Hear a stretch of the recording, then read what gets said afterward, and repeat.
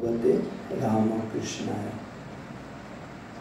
स्वागत बक्तव्य रखते गিয়ে प्रथमेই আমি भगवान श्री रामकृष्णदेव, जुग जननी शारदा देवी, जुगाचार्य स्वामी विवेकानंद, जगद्धात्री माता एवं वीरेश्वर शिवजी যারা এখানকার অধিষ্ঠাত্রী দেবতা তাদের সকলকে স্বাগত সুস্বাগত জানাচ্ছি এবং সাষ্টাঙ্গ প্রণাম নিবেদন করছি। স্বাগত সুস্বাগত জানাচ্ছি देवत्तानंद जी महाराज जी के एवं सिद्धेशानंद जी महाराज जी के। तारा तादेर समय दिए एखाने एसेছেন, निजेरा भगवानेर शरण मनन करबेन एवं समवेत सकलके सेई शरण मनने तारा साहाय्य करबेन। तादेर आलोचनार मध्य दिए वाक्य पुष्पांजलि निवेदन करबेन ठाकुरमा स्वामीजीर चरणे एवं भक्त हृदय के आनंद मुखर करबेन, आरो बेशी उत्साहित करबेन। स्वागत जानाচ্ছি যাদের জন্য অনুষ্ঠান সেই ভক্তবৃন্দকে আপনারা আপনাদের সেই 20 মন বোঝা সংসারের নানা কাজ সেগুলোকে সামলে এসেছেন। শীতকাল, দূর দূরান্ত থেকে ভোরবেলা উঠে এসেছেন। কেউ কেউ এত সকালে এসেছেন মনে হচ্ছিল রাত্রিতে আদিও ঘুমিয়েছেন কিনা, তাই না, যে স্বামীজি বাড়ি যেতে হবে। তা আপনারা সকলে এসেছেন, আপনাদেরও স্বাগত সুস্বাগত জানাচ্ছি। ইউটিউব চ্যানেলের মধ্য দিয়ে, পরস্পরই ইউটিউব চ্যানেলের মধ্য দিয়ে অনেকে অনুষ্ঠান দূর দূরান্ত থেকে দর্শন করছেন, তাদেরকেও স্বাগত সুস্বাগত জানাচ্ছি, শ্রদ্ধা কৃতজ্ঞতা নিবেদন করছি। যিনি আয়োজক কুসুম ভট্টাচার্য মহোদয়, তাকেও স্বামীজির বাড়িতে বিশেষ করে স্বাগত সুস্বাগত জানাচ্ছি। অন্য অনেক জায়গা আছে, সেসব জায়গায় অনুষ্ঠান না করে স্বামীজির বাড়িকে বেছে নিয়ে এখানে তিনি এই অনুষ্ঠানের আয়োজন করছেন, সেজন্য তাকে কৃতজ্ঞতা। তার যারা সহযোগী তাদের সকলকেও অনেক অনেক শুভকামনায় নিবেদন করছি। একযোগে আমি আবার সকলকে পরশমণি পরিবারের পক্ষ থেকে এবং রামকৃষ্ণ মিশন স্বামী বিবেকানন্দের পৈতৃক আবাস ও সাংস্কৃতিক কেন্দ্রের পক্ষ থেকে স্বাগত সুস্বাগত জ্ঞাপন করছি। আমার আলোচনার বিষয় রাখা হয়েছে জীব ব্রহ্ম মানব ঈশ্বর, ভূত প্রেত আদি দেবগণ, পশু পক্ষী কীট অনুকীট, এই প্রেম হৃদয়ে সবার। প্রেম মানেই আসলে হচ্ছে ভালোবাসা। বিশেষ করে এখানে মায়েরা উপস্থিত রয়েছেন, তারা এটি বেশি অনুভব করেন, কারণ একটি সুন্দর কথায় আছে, মাতৃ প্রশস্তি মন্ত্র একটি অসাধারণ সুন্দর, বলা হয় যৎ প্রসাদাৎ জগদ্দৃষ্টম পূর্ণ কামো যদাশিষা প্রত্যক্ষ দেবতাওই মে তুভ্যম মাত্রে নমো নমঃ। শ্রীরামকৃষ্ণের যে ভাব সেটা বলতে গিয়ে বলা হয়েছে, সারদা মা নিজে বলছেন ঠাকুরের মধ্যে কি ভাব ছিল? ভাব ছিল মাতৃভাব। এই মাতৃভাব প্রসারের জন্য তিনি এসেছেন এবং স্বতঃ পুরুষ শরীরে হয়তো পূর্ণাঙ্গ রূপে সেই মাতৃভাবের প্রকাশ সম্ভব কিনা একটু প্রশ্ন চিহ্ন থাকতে পারে। সেজন্য নিয়ে এসছেন সারদা মাকে, তার মধ্য দিয়ে যেন এই মাতৃভাব আরও বেশি পূর্ণরূপে একদম, মা নিজে বলছেন না, আনন্দের পূর্ণ কলস তার হৃদয়ে অবস্থিত ছিল। সেই पूर्ण घट निये जेन मा तार অমৃত বাড়ি সিঞ্চন করেছেন। মায়ের সম্বন্ধে প্রশস্তি মন্ত্রে একটু আগে যেটি উচ্চারণ করলাম সেখানে বলা হয়েছে যৎ প্রসাদাৎ জগৎ দৃষ্টম, যার প্রসন্নতায় আমরা পৃথিবীর আলো দেখতে পাই। মা না থাকলে আমরা কেউ পৃথিবীর আলো দেখতে পেতাম না।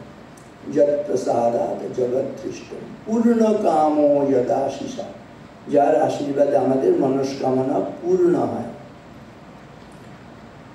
আমি আপনি আমার আপনার মনস্কামনা পূরণের জন্য যত না চেষ্টা করি, দেখবেন আমাদের গর্ভধারিণী মা তার চাইতে অনেক বেশি চেষ্টা করেন, প্রার্থনা করেন যাতে সন্তানের মনোবাসনা পূর্ণ হয়। পূর্ণ কাম যদাশিসা। আর প্রত্যক্ষ দেবতা ওই মে তুভ্যম মাত্রে নমো নমঃ, যিনি প্রত্যক্ষ দেবতা সেই মাকে প্রণাম করি। অন্য দেবতারা হয়তো তারা স্বর্গে আছেন, অন্তরিক্ষে আছেন, মন্দিরে আছেন, দূর দূরান্তরে আছেন, কত স্তব স্তুতি প্রার্থনা করছি, তবু তাদের দর্শন পাই না, তাদের কৃপা বুঝতে পাই না। কিন্তু মাকে কি কোনো প্রার্থনা করতে হয়, কোনো স্তব স্তুতি করতে হয়? একেবারেই নয়। মা আগাম বুঝতে পেরে যান সন্তানের কি কষ্ট হতে পারে, দুঃখ হতে পারে, স্বতঃপ্রবৃত্ত হয়ে তিনি সন্তানের দুঃখ নিবারণের জন্য তার কাছে তিনি চলে আসছেন। সেজন্য বলা হচ্ছে অন্য দেবতারা সকলে পরোক্ষ দেবতা, কিন্তু আমাদের মা হচ্ছেন প্রত্যক্ষ দেবতা। আমরা শারদা মাকে বলতে কি কথাগুলো বলছি, এখন আপনাদের মনে হবে শারদা মা তিনি কি একটি সন্তানেরও জন্মদান করেছেন? মা হয়তো একটি সন্তানেরও জৈবিকভাবে জন্মদান করেননি, কিন্তু আমি বলবো মা হচ্ছেন বিশ্বোদরা বিশ্ব প্রসবিনী। তাই এই মাতৃভাব ঠাকুরের মধ্যে ছিল, সেই মাতৃভাব প্রচারের জন্যই। আর মাতৃভাব হলেই ভালোবাসা বলি। ভালোবাসা ইংরেজিটা হচ্ছে লাভ, LOVE, লাভ। লাভ মানে সংজ্ঞাটা কি? Love gives and forgives. দেখবেন ভালোবাসার সংজ্ঞা। মা নিজেকে গিভস মানে দান করছেন, দান করছেন মানে নিজেকে উজাড় করে দিচ্ছেন। Gives and forgives. ছেলে মেয়ে সন্তান তারা যদি ভুল করে, অন্যায় করে, দেখবেন মা তাকে ক্ষমা করেন। এজন্যই মাকে আমাদের এত ভালো লাগে। একসঙ্গে সকালে একটি মাতৃ প্রশস্তি মন্ত্র উচ্চারণ করবেন। আমার মনে হয় যে যার গর্ভধারিণী মাকে এবং শারদা মাকে আমরা এই মহামন্ত্রে এখানে স্বাগত জানাবো এবং প্রণতি নিবেদন করে শান্তি লাভ করব। একসঙ্গে বলি শান্তি রূপম সমারূপম স্নেহরূপম শুভঙ্করী সাক্ষাৎ ভগবতী দেবী মাতরম ত্বাং নমাম্যহম। অসাধারণ সুন্দর কথা। মা মানে দেখবেন শান্তি, শান্তি রূপা। মা মানে ক্ষমা, ক্ষমা রূপা। মা মানে স্নেহ, স্নেহ রূপা। শুনে বলে শান্তি রূপম সমারূপম স্নেহ রূপম শুভঙ্করী, তিনি শুভকারিণী। সাক্ষাৎ ভগবতী দেবী, তিনি সাক্ষাৎ ভগবতী, প্রত্যক্ষ দেবতা। আগেই বলেছি মাতরম ত্বং নমাম্যহম, সেই মাকে প্রণাম করি। এই যে এখানে যে উদ্ধৃতি দেওয়া হয়েছে, স্বামীজির কথা উদ্ধৃতি, জীব ব্রহ্ম মানব ঈশ্বর ভূত প্রেত আদি দেবগণ পশু পক্ষী কীট অনুকীট এই প্রেম হৃদয়ে সভা। দস্যু হারে প্রেমের প্রেরণ। স্বামীজি একটা জায়গায় বলছেন ডাকাত যে ডাকাতি করছে, কাউকে হয়তো হত্যা করছে, কি আক্রমণ করছে, আঘাত করে সম্পদ লুণ্ঠন করে নিয়ে এসছে, সেই সম্পদ কেন নিয়ে এসছে? বাড়িতে তার পুত্র কন্যা এরা যাতে একটু ভালো থাকে, এই প্রেমের জন্যই সে কিন্তু ভালোবাসার জন্য এটি করছে। এটা ধ্বংসাত্মক উপায়ের দিকে না গিয়ে যদি আমরা জীবনাত্মক দিকে যাই তাহলে সেটা হচ্ছে অত্যন্ত জরুরি। এটি সত্যিকারের প্রেম। আরেকটি জিনিস এই প্রেমটাকে, ভালোবাসাটাকে উত্তরণ ঘটাতে হবে। স্বামীজি যেটি করেছেন, একটি বৈষ্ণব যে শাস্ত্র রয়েছে দেখুন, বলা হয়েছে আত্মেন্দ্রিয় প্রীতির ইচ্ছা ধরে কাম নাম, আর কৃষ্ণেন্দ্রিয় প্রীতির ইচ্ছা ধরে প্রেম নাম। ভালোবাসা দুটোই, একটা হচ্ছে আমি আমার পুত্রকে, কন্যাকে, স্বামীকে, স্ত্রীকে ভালোবেসে আমি আনন্দ পাচ্ছি, এটা হচ্ছে আত্মেন্দ্রিয় প্রীতির ইচ্ছা। এটা হচ্ছে বলছে কামনা, জৈবিকভাবে কামনা। কিন্তু না, আমার জন্য আমি তোমাকে ভালোবাসি না, তুমি যাতে আনন্দে থাকো সেজন্য তোমাকে আমি ভালোবাসি। ভালোবাসার জন্যই ভালোবাসা, যেখানে কোনো দেনা পাওনা নেই। তা ঠাকুরমা স্বামীজির ভালোবাসা এরকম, অপকার দশায়ামপি উপকুর্বন্তি সাধব ছিন্দন্তমপি বৃক্ষ স্বছায়া কিং ন রক্ষতি। অসাধারণ সুন্দর একটি ভাবনা আছে। শ্রীরামকৃষ্ণ কে? শ্রীরামকৃষ্ণ দেখবেন সম্বন্ধে বলতে গিয়ে স্বামী বিবেকানন্দ বলছেন তিনি প্রেমের প্রতিমূর্তি। এরকম হচ্ছিল হরিপ্রসন্ন মায়, পরবর্তীকালে তুরীয়ানন্দজি। তিনি তরুণ যুবক, আর নারায়ণনাথ তিনিও তরুণ যুবক। দুই বন্ধু ঠাকুরের কাছে কিছুদিন যাতায়াত করেছেন। যাতায়াত করতে করতে তাদের যত দেখছেন ঠাকুরকে তত আনন্দ হচ্ছে। আমরা এক অদ্ভুত মহামানব, দেবমানব তার দর্শন পেয়েছি। দুজনে কথা বলতে বলতে নারায়ণ জিজ্ঞেস করছেন হরিনাথকে, আচ্ছা হরি ভাই, তোমার কি মনে হয় ঠাকুরের সম্বন্ধে? তিনি বেদান্তবাদী সন্ন্যাসী, মানে এই ভাবটা, পরবর্তীকালে সন্ন্যাসী হবেন, কিন্তু বৈরাগ্য রয়েছে। আর শিবকে খুব ভালোবাসেন সাধু সন্ন্যাসীরা, তাই না?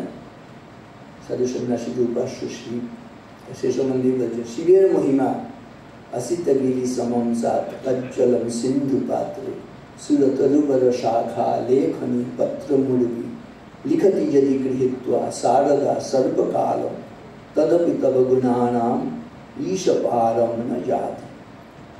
অর্থাৎ কি, যদি সারা পৃথিবীটা লেখার কাগজ হয়, আর সমুদ্রটা যদি দোয়াত হয়, আর পারিজাত বৃক্ষে যত ডাল আছে সেগুলি যদি কলম তৈরি করে হয়, আর দেবী সরস্বতী যদি অনন্তকাল ধরে শিবের মহিমা লিখে যান, তবুও তিনি তার মহিমা বলে শেষ করতে পারবেন না। ঠাকুর সম্বন্ধে এই শিবের যে মহিমা, যত শ্রীরামকৃষ্ণের মহিমা বোঝাতে গিয়ে হরি ভাই, হরিনাথ তিনি এই কথাগুলো বললেন যে শিব যেমন উদার মহৎ, শ্রীরামকৃষ্ণ এরকম, তার কথা বলে শেষ করা যাবে না।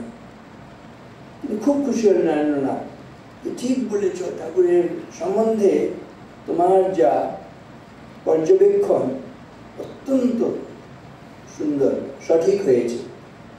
এবার হরি ভাই আবার নারায়ণকে জিজ্ঞেস করছেন, আচ্ছা নারায়ণ ভাই, তুমি বলো তোমার কি মনে হয় ঠাকুরের সম্বন্ধে? বলতে গিয়ে বলছেন এলো ভি পার্সনিফাই, ঠাকুরকে লাভ পার্সনিফাই, মূর্তিমান প্রেম। এই লাভ হচ্ছে গিভস অ্যান্ড ফরগিভস। নিজেকে উজাড় করে দিচ্ছেন শ্রীরামকৃষ্ণ, আর সন্তানেরা, শিষ্য সন্তানেরা তারা যদি ভুলও করে, অন্যায় করে, তবু ক্ষমার দৃষ্টিতে দেখে। যখন নাকি নারায়ণনাথের বাবা মারা গেলেন, সংসারে এমন অবস্থা, দুর্দিন নেমে এসেছে, তখন গিয়ে তিনি তো এক এক সময় বলেছেন যে আপনি একটু মাকে বলে দিন ইত্যাদি ইত্যাদি। বলার আগেই শ্রীরামকৃষ্ণ যখন নাকি দেখছেন খুব কষ্ট হচ্ছে নয়নে, যারা ভক্তরা যাচ্ছেন তাদের কাউকে কাউকে যারা একটু সম্পন্ন, একটু সামাজিকভাবে পরিচিতি যার বেশি আছে, একটু তথাকথিত ক্ষমতা সম্পন্ন, তাদেরকে বলছেন নরেনটা ওই বাপ মরে গিয়ে খুব কষ্ট পাচ্ছে, তোমরা দেখো না একটু যদি ওর কিছু একটা কাজের ব্যবস্থা ইত্যাদি সব করতে পারো। নরেন যখন শুনতে পারলেন তখন কিন্তু মোটে খুশি হলেন না, বরং খুব রেগে গেলেন। কারণ হচ্ছে তার একটা বংশ মর্যাদা আছে, অ্যাটর্নির ছেলে, এত উপার্জন ছিল তার বাবার। আচ্ছা, আমার এই ঘরের কথা আপনি কেন পরকে বলে বেড়াচ্ছেন? আপনার নয়, হ্যাঁ, অত মান সম্মান মান অপমান বোধ নেই, কিন্তু আমার তো আছে। এত তিরস্কার করেছে নরেন শ্রীরামকৃষ্ণকে, ঠাকুরের চোখে কেঁদে ফেললেন। বলছে, নরেন তুই জানিস না আমি তোর জন্য দাঁড়ে দাঁড়িয়ে গিয়ে ভিক্ষে করতে পারি? অসাধারণ কথা দেখ। নারায়ণনাথ বলছেন, ওই 5 টাকা মাইনের বামুন তিনি চিরদিনের জন্য আমাকে গোলাম করে নিলেন। এই হচ্ছে শ্রীরামকৃষ্ণের ভালোবাসা। এই যে লাভ পার্সনিফাইড, মূর্তিমান প্রেম, শ্রীরামকৃষ্ণ, আপনারা সেই ঘটনা জানেন যে ঠাকুর বললেন, আজকে তোকে আমি যথা সর্বস্ব দিয়ে ফকির হলুম। তারপরে আবার চোখে জল। কেন চোখে জল সেগুলোর কিন্তু ব্যাখ্যা নেই। এরকম একটা ভাবনা আমাদের মনে কাজ করে, যে ছেলেটা চেয়েছিল, কেন চোখে জল? না, নয়নটি কি চাস মনে আছে আপনাদের? না, আমি সুখদেবের মতন একেবারে সমাধির আনন্দে ডুবে থাকতে চাই, মাঝে মাঝে শরীর ধারণের জন্য একটু নিচে নেমে আসবো, একটু আহার গ্রহণ করবো, আবার সেই সমাধির আনন্দে ডুবে থাকবো। ঠাকুর মোটে খুশি হননি। তিনি বলেছিলেন, ভেবেছিলাম তুই বিশাল বটবৃক্ষের মতন হবি, তোর ছায়ায় সকলে আশ্রয় নেবে, তুই কিনা শুধু নিজের মুক্তি চাস। এই যে সমাধির আনন্দে থাকা, নিজের মুক্তি, এটাও যেন এক ধরনের স্বার্থপরতা। না, আমি শুধু আনন্দে থাকবো আর বাকি এই মানুষগুলো সব পোকার মতন কিলবিল করবে। শ্রীরামকৃষ্ণ দেখুন, প্রথম জীবনে চেয়েছেন মাকে, মুখ ঘষে খাচ্ছেন, আরো একটা দিন চলে গেল, মা দেখা দিলেন না। এরপর একেবারে সেই খড়গ নিয়ে নিজে আত্মবলিদান দিতে গেলেন। কি হবে এই জীবন রেখে বলে সেই সময় মায়ের দর্শন পেলেন। যা পেলে আর কোনো কিছু লাভ করা বাকি থাকে না।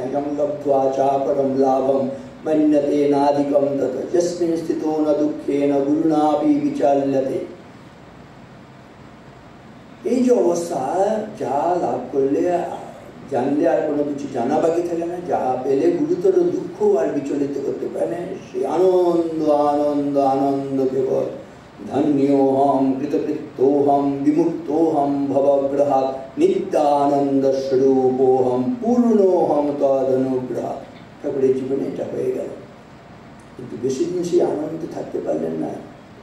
যেই দেখলেন, কলকাতার দিকে তাকালেন, বলছেন মানুষগুলো পোকার মতন কিলবিল করছে, তাই না? এদের ওরে তোরা কে কোথায় আছিস আয়, কিন্তু কেউ ফিরে তাকাচ্ছে না, কেউ কান সব বন্ধ করে রেখেছে, যদি তারা শুনছে না। শ্রীরামকৃষ্ণ স্থির থাকতে পারছেন না, তিনি নিজে চলে আসছেন অসুস্থ শরীর নিয়ে। সেখানে একটি কথা বলা হয়, শ্রীরামকৃষ্ণের ভালোবাসা কেমন না, নদ নদী ধায় সিন্ধু পানে জগজনে এই তো জানে, গৌর রাজ্যের বিপরীত রীতি সিন্ধু ধাইছে নদীর প্রতি। আমরা সবাই জানি নদ নদীগুলো গিয়ে সমুদ্রে গিয়ে মিশে যায়, কিন্তু বলা হচ্ছে শ্রীরামকৃষ্ণের প্রেমের রাজ্যে গতিটা বিপরীত মুখী। এই প্রেমের রাজ্যে সমুদ্র এসে নদীর মধ্যে প্রবেশ করছে। ভগবান শ্রীরামকৃষ্ণ সমুদ্ররূপী শ্রীরামকৃষ্ণ নদীরূপী ভক্তদের বাড়ি বাড়ি যাচ্ছেন, ঠিক কিনা বলুন? এই হচ্ছেন শ্রীরামকৃষ্ণ। কে হরি, কে নারায়ণ, কে ভগবান। না অন্য দুঃখে ন যো দুঃখী, যো অন্য হর্ষে ন হর্ষিত, স এব জগতাম ঈশ নররূপ ধরো হরি। তিনি হরি, তিনি নারায়ণ, তিনি ভগবান, যিনি অন্যের দুঃখে দুঃখী, মানে সাধারণ মানুষের জগৎবাসীর দুঃখে দুঃখী, সাধারণ মানুষের জগৎবাসীর সুখে সুখী। বিশ্বের ক্রন্দন বিচলিত নারায়ণ আঁখি তার অশ্রুতে ভরিল, গোলকে হলো না ঠাঁই, শিব জটা বাহিকায় শত ধারা ধরণীতে ঝরিল। বিশ্বের ক্রন্দন, বিশেষ করে নারী জাতির ক্রন্দন। ধর্মের গ্লানি হলে তো ভগবান নেমে আসেন বলি। এই যুগে ধর্মের গ্লানি কি সেসব নিয়ে তেমন ব্যাখ্যা নেই, লেখা নেই। কিন্তু যে যুগে জ্যান্ত মানুষকে পুড়িয়ে মারা হচ্ছে সতীদাহ প্রথার মধ্য দিয়ে, সেই বাল্য বিবাহের নিগড়ে এই নারী জীবনকে বিপন্ন করে তোলা হচ্ছে, বদ্ধ করা, সমস্ত রকম অধিকার থেকে নারীদের বঞ্চিত করা হচ্ছে। স্ত্রীকে যেন বিনা মাইনের দাসীর মতন ব্যবহার করা হচ্ছে। একটা জ্যান্ত মানুষকে পুড়িয়ে মারা কি ধর্মের গ্লানি না? এর চেয়ে ধর্মের গ্লানি আর কি হবে? এই বিশ্বের ক্রন্দন, এই নারী জাতি যেন কাঁদছে। বিচলিত নারায়ণ আঁখি তার অশ্রুতে ভরিল, গোলকে হলো না ঠাঁই, শিব জটা বাহিকায় শত ধারা ধরণীতে ছড়িল।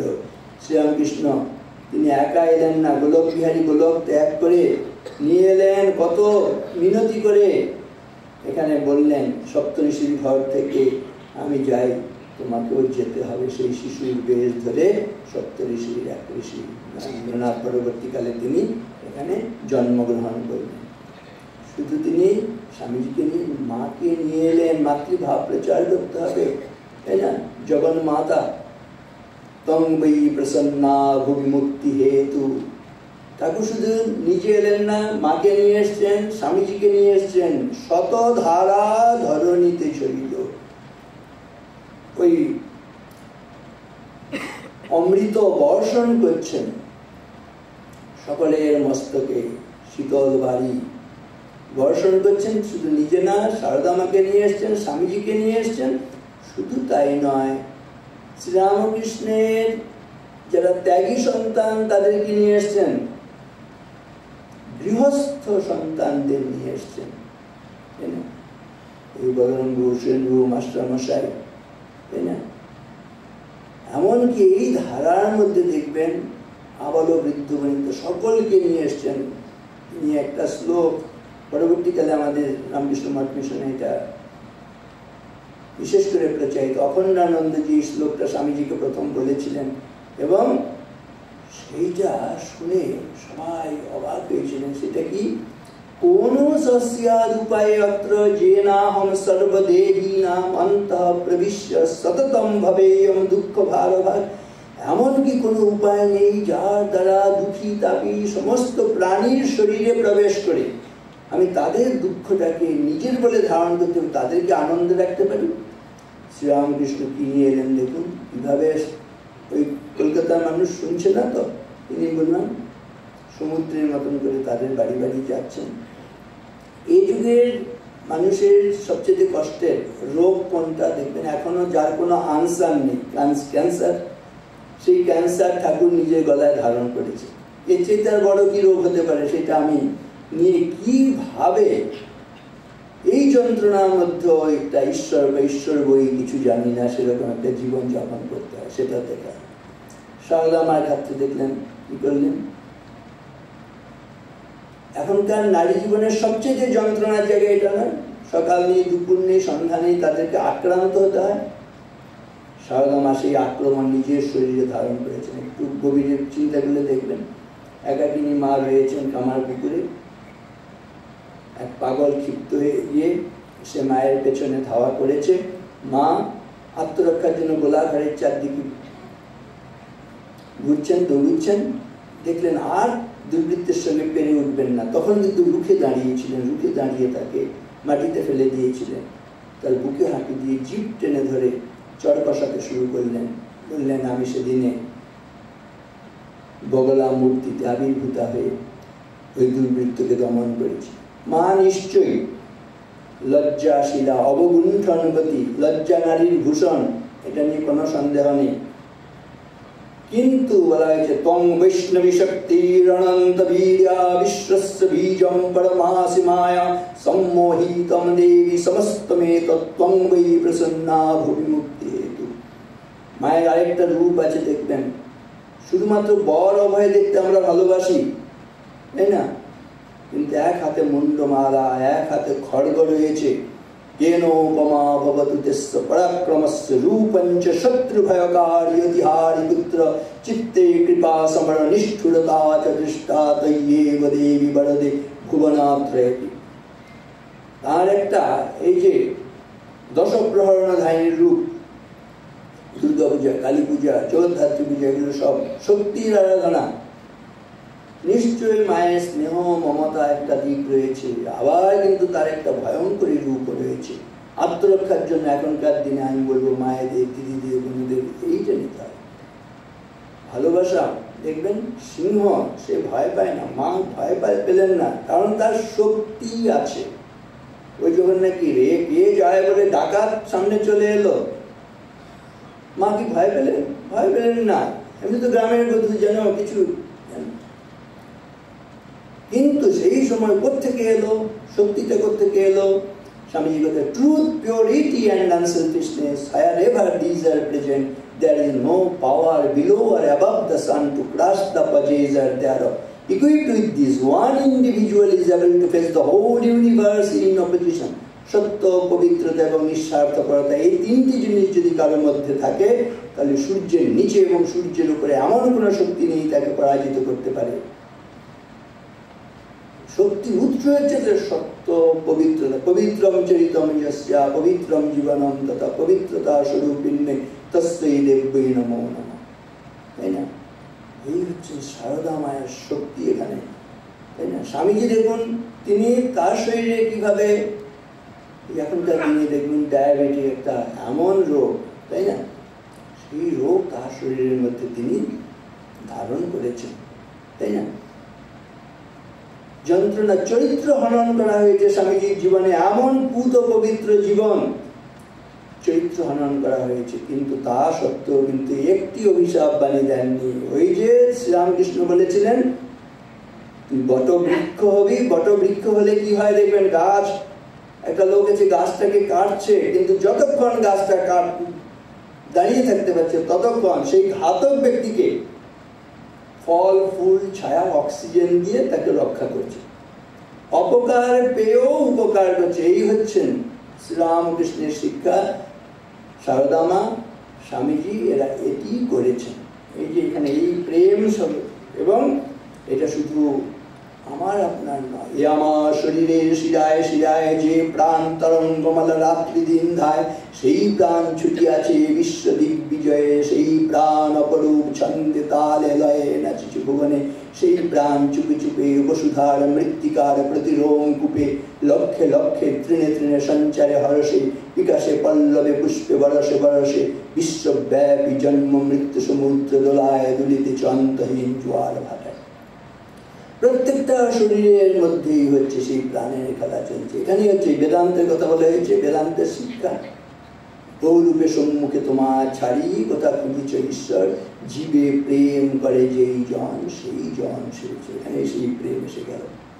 अहम सर्वेषु भूतेषु भूतात्मावस्थित सदा ताम अवज्ञाय मां मर्त कुरुते अर्चा विडम्बनम यो माम सर्वेषु भूतेषु संतमात्मानमीश्वरम हित्वार्चम भजते मौराद भस्मन्नेव जुहुति। শাস্ত্র বলে গেছেন, ভগবান নিজে বলছেন যে আমি সমস্ত প্রাণীর মধ্যে আত্মারূপে অবস্থান করছি, তাদের অবহেলা করে, অবজ্ঞা করে কেউ যদি শুধু মন্দিরের ভেতরে মূর্তির মধ্যে আমার উপাসনা করে, পূজা করে, সে ভস্মে ঘি ঢালছে, সে বিড়ম্বনা করছে।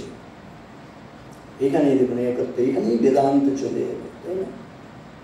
সব জায়গায় সেই প্রাণের সর্বম কল্লিদম ব্রহ্ম, যত্র যত্র নেত্র পরে তত্র তত্র কৃষ্ণ স্ফুরে।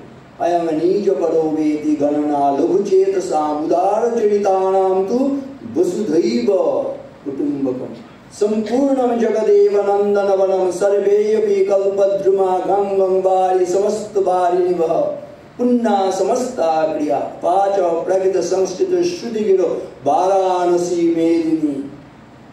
কি অসাধারণ! सर्वत्र अवस्थित विष्णु विषय दृष्टि परे ब्रह्मणि, परब्रह्म दृष्टि एसे गेले সবে সম্পূর্ণ জগদীব নন্দন, মানে সমস্ত জগৎটা হচ্ছে নন্দনমন স্বর্গোদ্যান। সম্পূর্ণম জগদেব নন্দন সর্বে অপি কল্পদ্রুমা, যত গাছ সব পারিজাত বৃক্ষ, স্বর্গের বৃক্ষ। সর্বে অপি কল্পদ্রু গঙ্গম বাড়ি, সমস্ত বাড়ি নির্ভর, যত জল সব গঙ্গা জল, গঙ্গারি সমস্ত বাড়ি নির্ভর। পুণ্যা সমস্ত ক্রিয়া, যত কাজ সব পুণ্য কর্ম, সেকুলার বলে কিছু নেই। আর বারাণসী মেদিনী, সমস্ত পৃথিবীটা বারাণসী শিবক্ষেত্র। দেখুন শুধু দৃষ্টিভঙ্গিটা, তাহলে এই হচ্ছে বেদান্তের শিক্ষা। ঠাকুরের মাধ্যমে স্বামীজি এটাই দিয়ে গেলেন। আমার যে আলোচনার বিষয়, তাহলে মূল কথা আমি বলবো না, বলা হয়েছে স্বামীজির আদর্শে জীবনে সহজ বেদান্ত সাধন পথ নির্দেশ।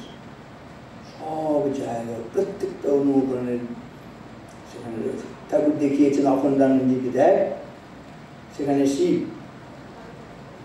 সজীব সতেজ সাক্ষাৎ শিব। ঠাকুর নিজের মায়ের নাকের কাছে, শিবের নাকের কাছে গিয়ে তুলু দিয়ে দেখছেন সেখানে প্রাণ, সব জায়গায় সেই প্রাণের খেলা। जोड़ खुदाई मस्जिद बसत और मुल्क किसकेरा, तीर्थ मूर्ति राम निवासा, दुर्मय कीन हुनहेरा, पुरी बदीशा हरि का बासा, पश्चिम अल्लाह मुकामा, दिल ही खजोई दिलई दिल भित्री या राम रहीमाना। ये असाधारण। जोड़ खुदाई मस्जिद बसत और मुल्क किसकेरा, खुदा যদি মসজিদে বসে থাকেন, মসজিদ বাদ দিয়ে কি খোদা নেই? হতে পারে না। পূর্ব দিকে হরি বাস করছেন, পশ্চিম দিকে আল্লাহ বাস করছেন। পূর্ব দিক বাদ দিলে কি তাহলে হরি নেই? পশ্চিম দিক বাদ দিলে কি আল্লাহ নেই? দিল হি কজই দিলই দিল ভিত্রি রাম রহিমানা। তুমি ভেতরে প্রবেশ করো, এই হৃদয় সে নীলাচল, কাশী মথুরা বৃন্দাবন, বুদ্ধ গয়া এই জেরুজালেম, মদিনা কাবা ভবন, মসজিদ এই মন্দির এই গির্জা এই হৃদয়, এইখানে বসে ঈশামশাপদ সত্যের পরিচয়। এই রণভূমি বাঁশির কিশোর গাহিলেন মহাগীতা, এই মাঠে হলো মেষের রাখাল নবীরা খোদার মিতা। এই হৃদয়ের ধ্যান গুহা মাঝে বসিয়া সাক্ষ্য মুনি, ত্যাজিল রাজ্য মানবের মহাবেদনার ডাক শুনি। এই কন্দরে আরব দুলাল শুনিতে নওভান, এইখানে বসে গাহিলেন তিনি কোরআনের সামগান। মিথ্যা শুনিনি ভাই, এই হৃদয়ের চেয়ে বড় কোনো মন্দির কারণ নাই। All expansion is like all contraction. সম্প্রসারণী জীবন, সংকোচনী। আমরা স্বামীজির এই ভাবনা, এই বেদান্ত ভাবনা নিয়ে চললে ওই বলতে পারবো ধন্যোহম কৃতকৃত্যহম বিমুক্তোহম ভবগ্রহাৎ নিত্যানন্দ স্বরূপোহম পূর্ণোহম তদনুগ্রহ। এই ভক্ত শুনে বলছি, ভক্তদের সঙ্গ করতে করতে ভক্তি আসে। হ্যাঁ, তা সেই সুন্দর আয়োজন করেছেন কুসুম ভট্টাচার্য মহোদয়া, পরশমণি। আবার কৃতজ্ঞতা জানাচ্ছি, আপনাদের সকলকে কৃতজ্ঞতা জানাচ্ছি, মহারাজদেরও কৃতজ্ঞতা জানাচ্ছি। আমরা সকলে মিলে আজকে সারা যতক্ষণ সময় থাকবো এই অনুধ্যান করে নিজেদেরকে ধন্য করব, পবিত্র করব। সবাই ভালো থাকবেন। নমস্কার। আবার সকলকে একদিকে স্বাগত সুস্বাগত জানাই।